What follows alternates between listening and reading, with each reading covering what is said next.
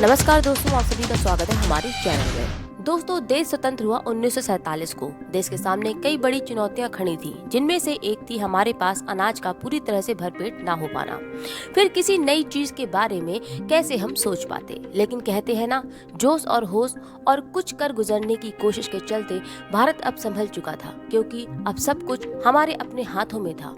और 1962 वो समय था जिसमें भारत ने अपनी सेनाओं का विकास तो किया ही, विकास मतलब विस्तार किया, बल्कि अंतरिक्ष की तरफ भी अपना कदम बढ़ाया। और इसके लिए देश के पहले प्रधानमंत्री पंडित जवाहरलाल नेहरू ने भारतीय राष्ट्रीय अंतरिक्ष अनुसंधान समिति इनकॉस्पार की स्थापना की।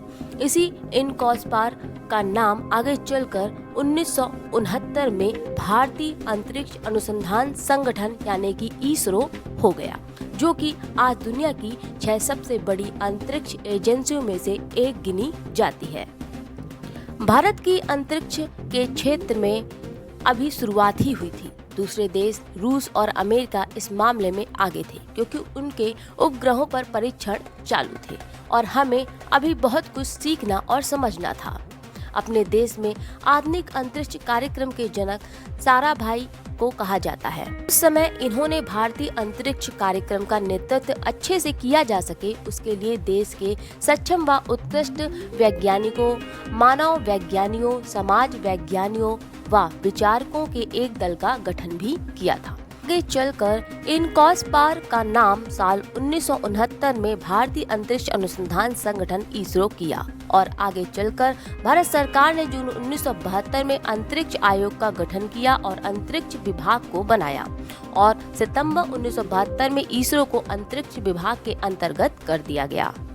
तारीख थी 19 अप्रैल 1975। ये वो दिन था जिसे पाना इतना आसान नहीं था हमारे देश के लिए, लेकिन फिर भी एक जुनून था हमारे देश के वैज्ञानिकों के पास, जिससे इस दिन को भारत ने अपना पहला उपग्रह आर्यभट्ट रूस के प्रक्षेपण केंद्र से सफलतापूर्वक प्रक्षेपित किया और इस प्रकार अंतरिक्ष की दुनिया में भारत ने अपना नाम दर्ज करा लिया। भले ही ये एक प्रायोगिक उपग्रह था, फिर भी इसी उपग्रह ने अंतरिक्ष विज्ञान के क्षेत्र में भारत के लिए शुरुआती रास्ते और आयाम खोलकर रख दिए और इस तरह सुनहरे भविष्य के लिए नींव डल गई।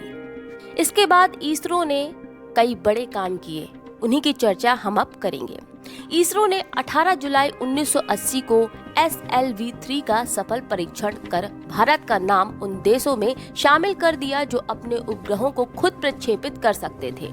रोहिणी उपग्रह RS-1 को कक्षा में स्थापित किया गया। साल 1983 में इनसैट 1B को प्रक्षेपित किया गया। इसने भारत के दूरसंचार, दूरदर्शन प्रसारण और मौसम पूर्वानुमान के क्षेत्रों में कई बड़े बदलाव ला दिए, एक तरह से कहें कि क्रांति ला दी। साल 1994 में ध्रुवीय उपग्रह प्रक्षेपण यान PSLV के सफल प्रक्षेपण से स्वदेशी प्रक्षेपण क्षमता में वृद्धि हुई।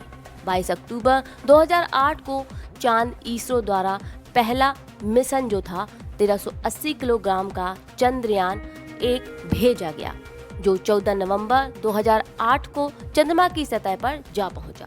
चांद पर पहुंचने वाला भारत इस तरह से विश्व में चौथा देश बन गया और चंद्रयान 1 ने ही चांद पर पानी की खोज को बतलाया।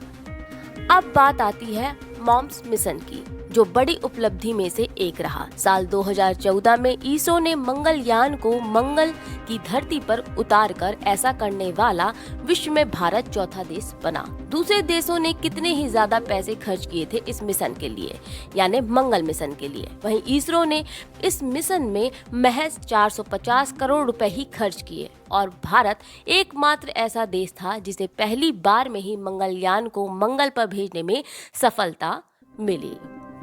बात है 5 फरवरी 2017 की। इसरो ने PSLV-C-37 द्वारा एक साथ 104 उपग्रहों को अंतरिक्ष की कक्षा में स्थापित करके एक विश्व रिकॉर्ड ही बना डाला।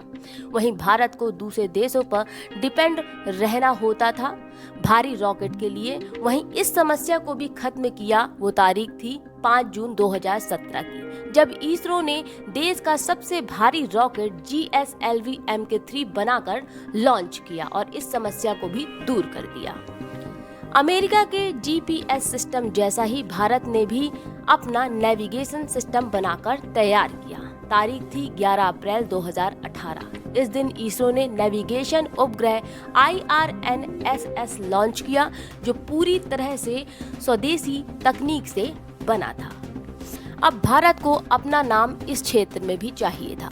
अंतरिक्ष में सैटेलाइट को मार गिराने वाले देशों में भारत का नाम अब तक नहीं था, लेकिन 27 मार्च 2019 के दिन इसरो ने ये काम भी पूरा किया। एक एंटी सैटेलाइट से एक लाइव भारतीय सैटेलाइट को मार गिराया और भारत चौथा देश बना इस मामले में भी। वहीं अब 2022 इस साल से भारत में निजी यानी प्राइवेट कंपनियों का दौर चालू हुआ और निजी पहला रॉकेट विक्रम S लॉन्च किया गया। वहीं देश का पहला निजी लॉन्च पैड जो श्रीहरिकोटा में बना और मिशन कंट्रोल सेंटर की भी शुरुआत हुई। इसके अलावा निजी सैटेलाइट्स भी बनाई गईं और लॉन्च की गईं। जहां भारत का चंद्रयान 2 कुछ कमी के चलते असफल रहा, वहीं कोरोना के चलते चंद्रयान 3 में लगातार देरी होती गई। अब भारत आने वाले महीने जून 2023 में चंद्रयान 3 मिशन को भेजेगा चंद्रमा पर। दोस्तों, हमने यहाँ पर कुछ ही उपलब्धियां बताई हैं भारत की अंतरिक्ष एजेंसी इसरो को लेकर। इस बीच और भी कई मिशन लॉन्च किए गए। आज भारत अपने देश के मिशन लॉन्च करता है, साथ ही दूसरे देशों के भी मिशन लॉन्च करता है।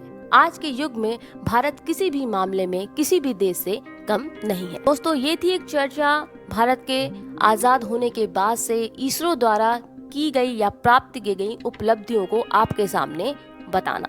फिलहाल आपको कैसा लगा कमेंट जरूर करें। इतना ही, इजाजत दें। नमस्कार।